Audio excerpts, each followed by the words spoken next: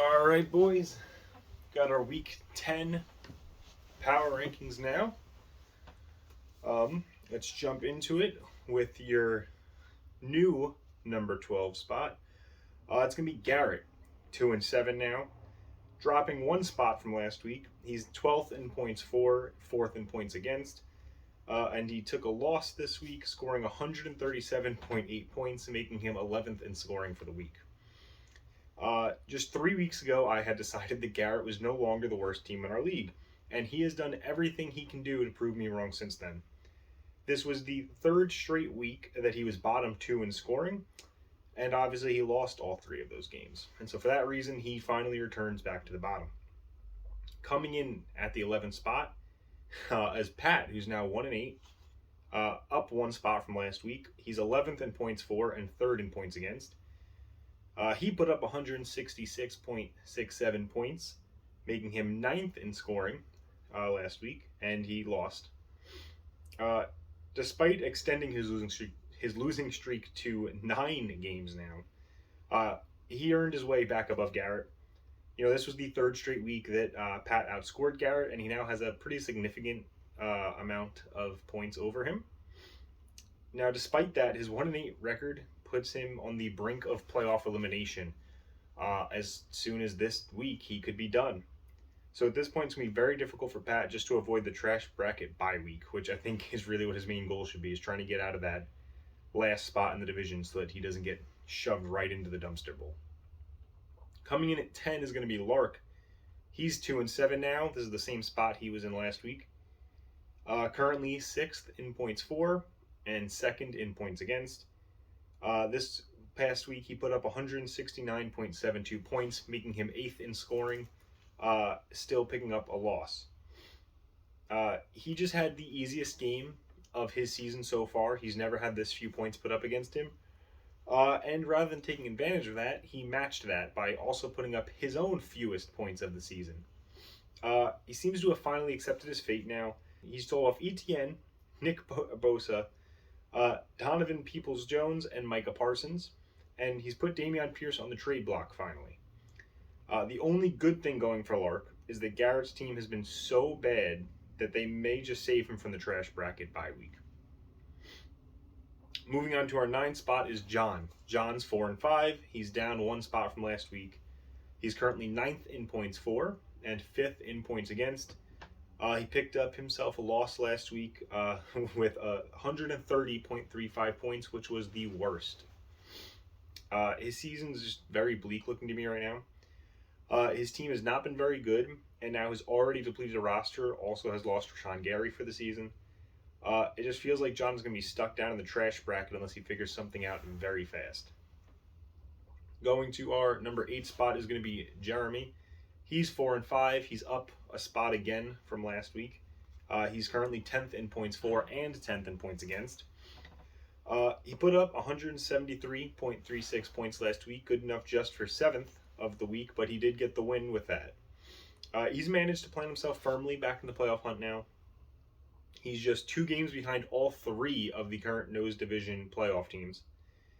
And now this has by no means been a good team, but they're getting hot and lucky at the same time, at the perfect time. And he's now added Jonathan Taylor and Patrick Mahomes back to make his late push actually feasible. Coming in at 7 is Mitch. He's 4 and 5. He's in the same spot he was last week. He's 8th in points for. He's 7th in points against. He put up 161.94 points last week, putting him in 10th in scoring, and he picked up a loss. His Cinderella season just keeps slipping away from him week by week. Just a few weeks ago, he was holding down a playoff spot, and now he's sitting 2 games out of the 3 seed. He's now going to have to face off against Rich in week 10 to try and end his losing streak. And that's definitely not an ideal person to be facing when you're trying to break out of a funk. Sitting at 6th is Kurt. He's 6 and 3. He's also in the same spot he was last week. He is 7th in points for. He's 8th in points against. He picked up a win last week, scoring 173.85 points, which was just good enough for 6th. Barely sneaking into that top half of scoring. His squad had a pretty weak showing in week 9, but it was, like I said, enough to pick up the win. And he's managed his way into a 2-game lead for the 3 seed in the Knuckles division, and that can be pretty significant this late in the season.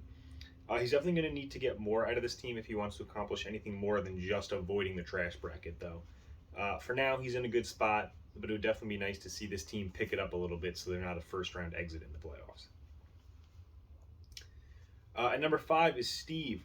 Steve is 6-3. He's down 1 spot from last week. He's 5th in points for and 11th in points against at the moment. He picked up a win last week, scoring 174.15 points, making him the 5th highest scorer. He picked up a pretty significant win last week to make the Nose Division's top 3 all tied up.